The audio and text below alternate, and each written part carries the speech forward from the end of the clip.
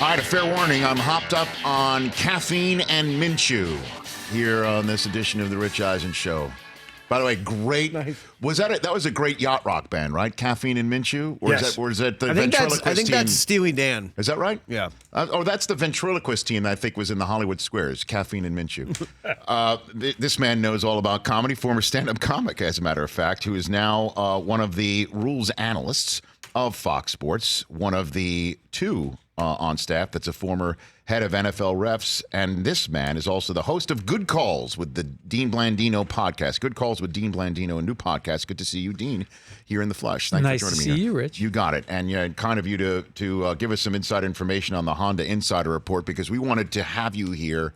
I mean, as soon as all these flags flew, I called you up last night, because here we are now in week 3. Yep. And whatever points of emphasis have been placed on holding, we saw 15 fouls in the first half last night. I want to give you the floor here, and let's educate the listeners and viewers of this show. What is happening right now? It's definitely a point of emphasis. And in the offseason, the competition committee got together. There's a coaches subcommittee. You had Coach Zimmer last week. I know you talked to him. Mm-hmm. They got together, and they think that holding has gotten out of control. So they want to rein holding in. Yes. So the directive to the officiating department is we're going to call backside holds, and we're also going to hold, and a lot of it is in the run game, what we're seeing too, is hands outside the frame, restriction. They want that called. And we are on a pace to shatter the all-time. I mean, we're at 5.5 holds per game through 2 weeks in one game. The record, 1978, 3.8 per game. So it's at an all-time high. Typically, this tends to regulate itself as the season goes on. Players adjust, and hopefully we'll see that, because last night was tough to watch. 10 holding penalties in one game. That's a lot. So the backside penalty, the lobster block is what I never. The honestly, lobster I've never block. heard That of sounds this like something before. from Long John Silver's. I don't know what. Free refills with your lobster block. Exactly. Yeah, right. So the lobster block, whatever that concept is, it's offensive linemen basically wrapping up a defensive player, sometimes going over the shoulders and immediately at the snap, just wrapping them up. And typically when that happened on the backside, it wasn't getting called. But with zone blocking schemes and cutbacks, that has an impact on the play. So the coaches said, no, we want that called. And so we're seeing that plus a whole lot of other holding calls being made right now. Dean Blandino here on the Rich Eisen Show. And as you point out, it makes it very difficult to watch. It really does. And so the question is at what point is there too much of it? And it appears last night the person to have actually given voice to everybody who has been thinks that it's too much was Tom Brady on Twitter. It trended. Everybody saw that he said he's turning the game off, and it made the broadcast on NFL Network last night. Is it possible? Because we saw in the third quarter, nothing got called. No fouls.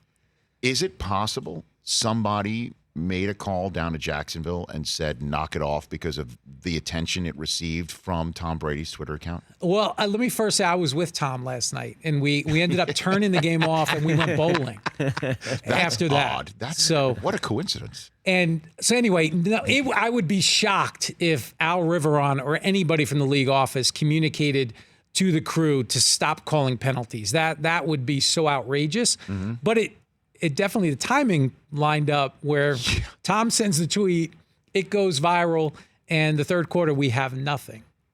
But I would be shocked. In my time, and I think you and I talked about this, in my time there were very few instances where I communicated with the crew outside of replay reviews. Give me one. One was, if the game was getting out of control. Go back to Josh Norman and Odell Beckham. Okay. When Josh was with the Panthers, Odell was still with the Giants. That was a game where I communicated with the crew and basically said, look, this is getting out of control. We have to rein this back in. So it's not don't call fouls. It's actually, we have to start getting this under control. Well, that would be the opposite in a way of get this under control might also be code for knock it off. Exactly. Or is it possible that a communication did come to Al to say, how often did you get a call from the top down or from anybody from that level of a seat of power in the NFL. Very rarely in game would I get a communication from the commissioner or someone in that seat or that level. Okay. He would come down and be in the command center during games, and we would talk about different things, but very rarely would he communicate during the game. So again, I think that would be very unusual for that to happen last night, but it was curious to say the least. Yeah, I mean, the third quarter, there were no fouls, Dean. 15 in the first half. Third quarter, it was just like...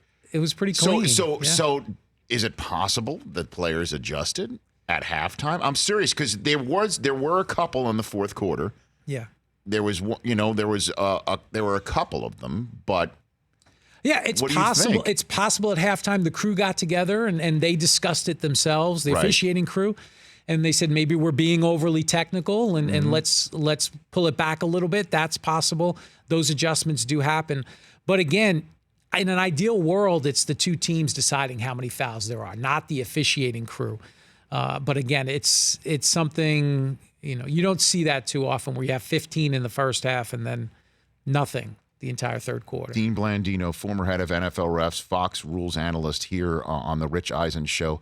Okay, so is it possible that there would be a directive in between now and the rest of the games on Sunday about all the penalties that are going right now? That's possible. Okay. The officials get training tapes. There's communication. So certainly if the league office feels like some of these holding calls are too technical and not what the competition committee wants, that communication will happen, and they'll show examples and say, look, this is a foul, this isn't a foul.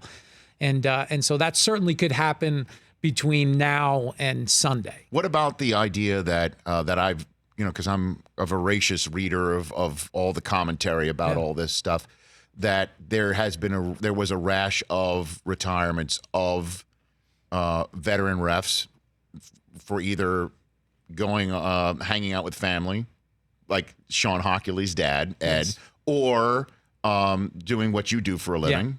John Parry's now with ESPN. We see, obviously, Gene Steratore at CBS, and McCauley on NBC. These are the guys that would be calling these games, officiating these games. How much of, I guess, technically inexperience might be at play here as well? There's no question that's a factor. When you have 7 referees in their first 2 years, that's a lot. And when you take away Gene Steratore and Terry McCauley and these referees, John Parry, who were veteran officials, who worked Super Bowls, who understand how to manage the game, these new referees are still learning how to manage the game. And they're learning how to communicate with coaches and communicate with players. So there's definitely growing pains in that area. Well, how do you grow them up? I mean, you just experience. They just have to continue to get reps and snaps and work games. And I think that's part of what we're seeing now is some of those growing pains as they get more experience. Right now on the screen, Dean, we're showing Sean Payton in Los Angeles this past weekend, where Walt Anderson blew a play dead, and he's not one veteran referee. I even tweeted out, like, how does that happen? Walk me through the process of what the league or Al Riveron, again, what you used to do, how you would communicate to somebody as veteran as Walt Anderson, like what gives. Yeah, and that play, look, that happens. They're human, and they're going to make mistakes from time to time. And it just happened. Walt's a good referee. He's been around for a long time. He understands. He'd be the first one to tell you. Oh, no. And also, by the way, the matchup, to do it in that matchup.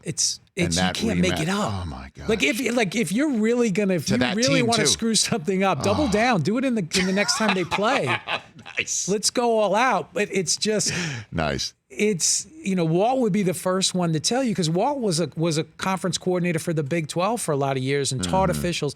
He'd be the first one to say, if you're not sure, let it play out. Right. And replay can always come back versus making it a pass. Now you take away a touchdown, and it changes the game.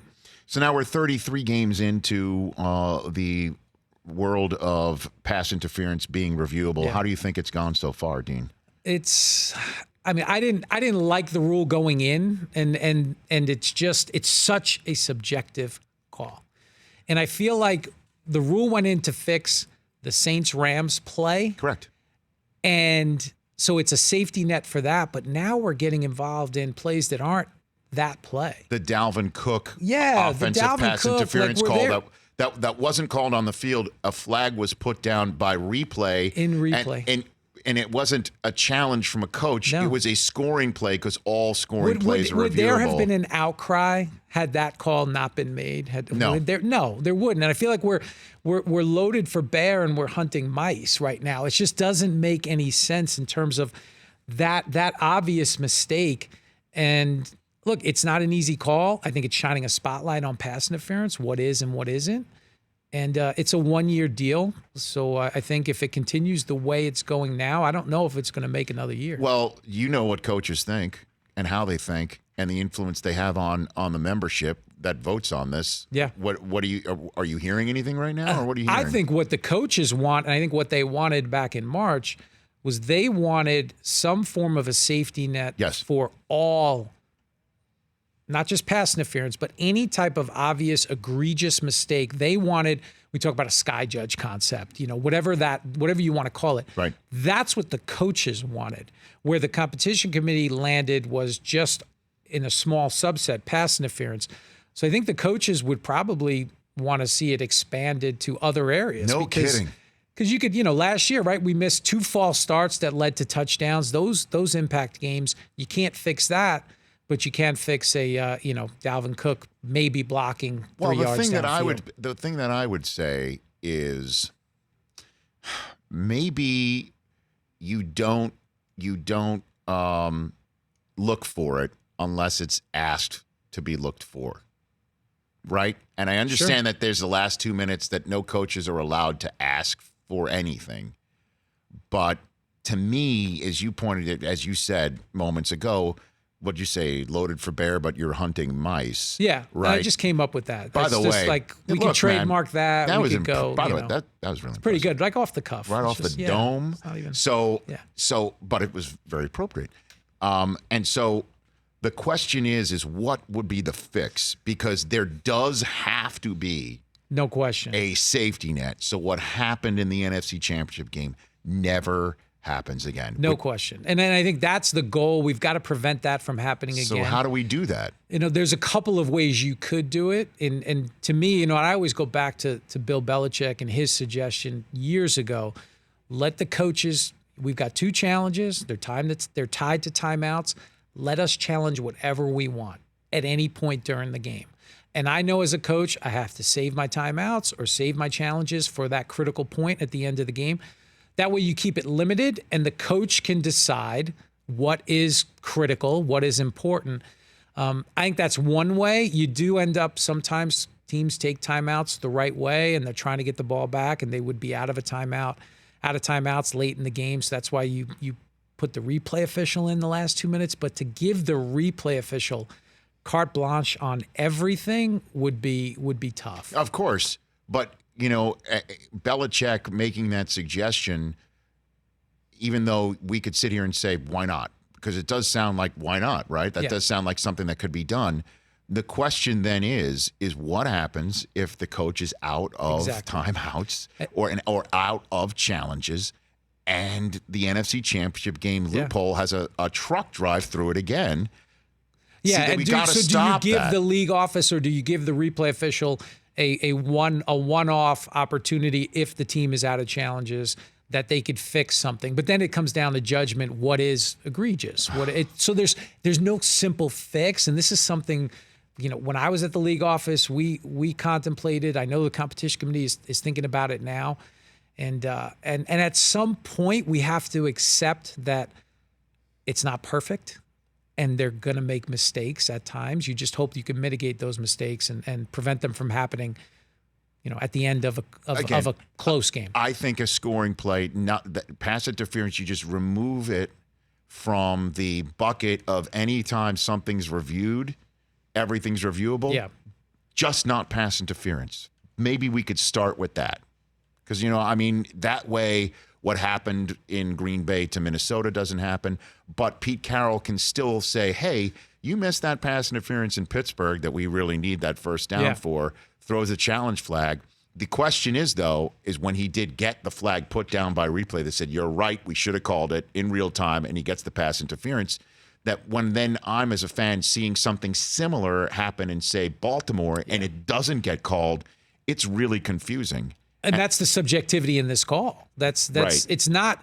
Remember, replay was put in for objective fact: the ball touching the ground, Right. the knee hitting the ground. Now it's, well, is there contact before the ball arrived? Was that contact enough to restrict the receiver's ability to make a play on the ball? So it's very subjective, and it's hard to be truly consistent from game to game. So in the few minutes I have left with you here in the Honda Insider Report with you, Dean Blandino, what about people who go in the other direction and say, just get rid of replay? What do you say to people who say that? We're not going to go back. I mean, we knew. I mean, I was at the league office in 1999 when we put replay back in, and it was George Young, who was the GM for the Giants for a long time and worked at the league office and a legend in the NFL. And he's the one that said it. He said, once we put this in, it's going to expand, and we'll never be able to bring it back. And I think people have accepted replay. I think overall it's been good for the game. Imagine a touchdown counting when it shouldn't have counted, and having no ability to fix that. So I think it is good, but we just have to manage it and balance between, the obvious mistake and the human element, that because they're written for officials to make decisions in real time. And what about spotting the ball? Where are we in terms of the technology, instead of the eye test of say a side judge or a line judge running behind the play, and then catching up and just guesstimating where the spot is? These guys and ladies do a great job most of the time, sometimes not. What about the technology using maybe the chip, the next gen stats chip that's already in the ball to GPS this baby? What do you think? They've been experimenting with that. You do have to. I mean, where do you put the chip? Because if it's the nose of the ball, the side, there's so many things to consider. Do we want to get that? Do we want to get that perfect? I don't know. I don't know. Maybe we could review the chip. We could review the chip where it was. And where was the chip in the ball? Let's take a look. Let's go to our next gen stat. And then the player would have to have chips all over his body, because when was the knee down? They have them in the shoulder pads. They have them in the shoulder pads. Yeah. Okay, your pod, Good Calls with Dean Blandino. What's your pod about, sir? It's about officiating and rules. Obviously, we just started. We've had 2 episodes. We getting some good guests. I had Jay Glazer on, and Jay. So how'd you get Glaze, man? Glaze, he's a busy guy. He is, by the way. I know. Very busy. But, okay. We're gonna talk. We'll talk football. We'll talk other sports, and the other thing we're also gonna talk a little life rules. Okay. What are the rules in certain situations? Look at you. Yeah. So I'm a rules guy. So not just football. See, I can tell you elevator etiquette. I can tell you plane traveling. By the way, stuff. you've got to have me on as a guest. I'd love for you to come for that, because footwear on a plane. We got to talk about this. 100%. Okay. There's so many different rules. Armrests. Like, what are the rules? There's so many different.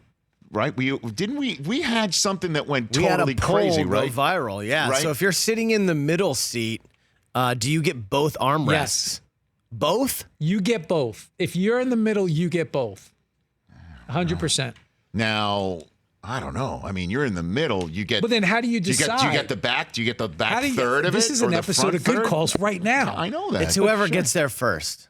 Whoever gets there first. It's first come, first serve. That's not right. I mean, some people who are middle seat aren't going to be maybe boarding seat, group 1. But if you get up during the flight, can you reclaim it? Sure. That's your penalty for getting up. Okay. That's not bad. That's not bad. I throw the challenge flag on that.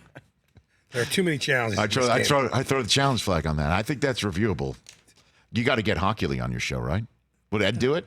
Yeah. Are you and Ed on good terms? Ed and I are on great terms. Okay. I've always liked Ed. Okay. Yeah. Who's your favorite ref? Come on.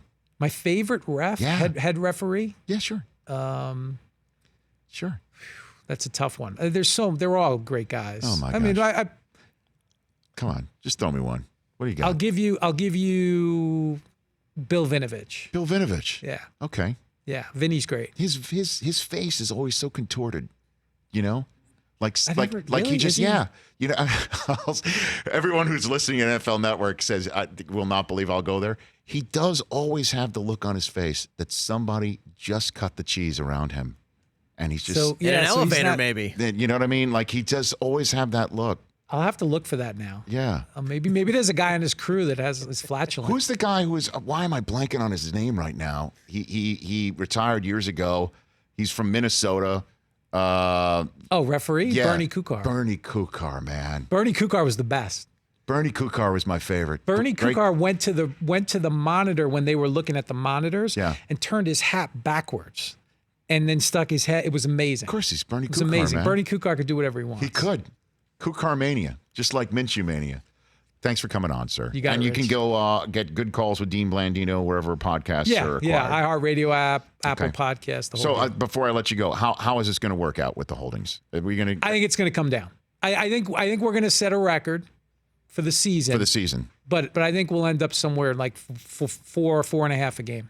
But the third quarter of last night's game is going to become the norm. The third, and now I think maybe the third quarter, maybe we'll sprinkle in 1 or 2 fouls, and I think that'll become the norm. So Brady's tweet will not age well over the whole season, is what you're saying. I think hopefully it does age well, and he got what he wants. Okay, there you go. Which, by the way, would make him the MVP leader in the We all clubhouse. need a hero, right? We need a hero.